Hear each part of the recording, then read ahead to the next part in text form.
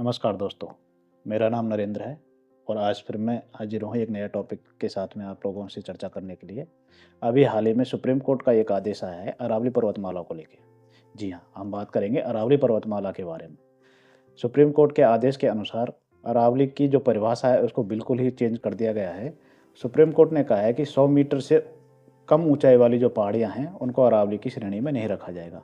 इसका सीधा-सीधा प्रभाव ये रहेगा कि अरावली पर्वतमाला के अंदर जो खनन का क्षेत्र है, जो खनन का जो दायरा है, वो बढ़ जाएगा।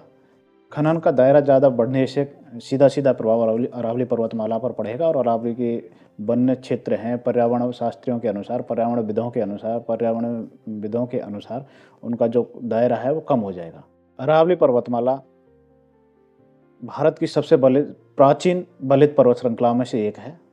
यह पर्वतमाला गुजरात के पालनपुर से निकलकर राजस्थान, हरियाणा और दिल्ली तक जाती है, जिसका 80% हिस्सा राजस्थान के अंतर्गत है।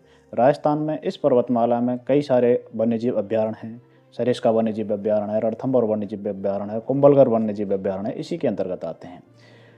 इससे पर्वतमाला से विभिन्न नदियों का उद्गम भी इसे से होता है राजस्थान में। और राजस्थान में और हरियाणा की तरफ ये जो पर्वत श्रृंखला है रेगिस्तान का प्रसार होने से रोकती है। पश्चिमी राजस्थान की तरफ से आने वाली गर्म हवाओं को ये रोकती है, जिससे आगे रेगिस्तान का प्रभाव क्षेत्र कम होता है। इसी प्रकार जब बंगाल की खाड़ी की तरफ से मानसून आते हैं, बंगाल की खाड़ी की तरफ से आने वाले मानसून जब अरावली पर्वतमाला से टकराते हैं, तो अरावली पर्वतमाला से टकराने के बाद उनमें प्रत्यावर्तन से पूर्वी राजस्थान की तरफ वर्षा अधिक होती है। पूर्वी राजस्थान में मेन वर्षा होने का कारण भी अरावली पर्वतमाला है।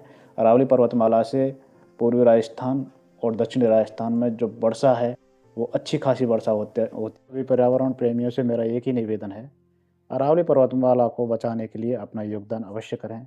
यथासंभव जो आपसे बन सकता है इसको बचाने के लिए प्रयास करें।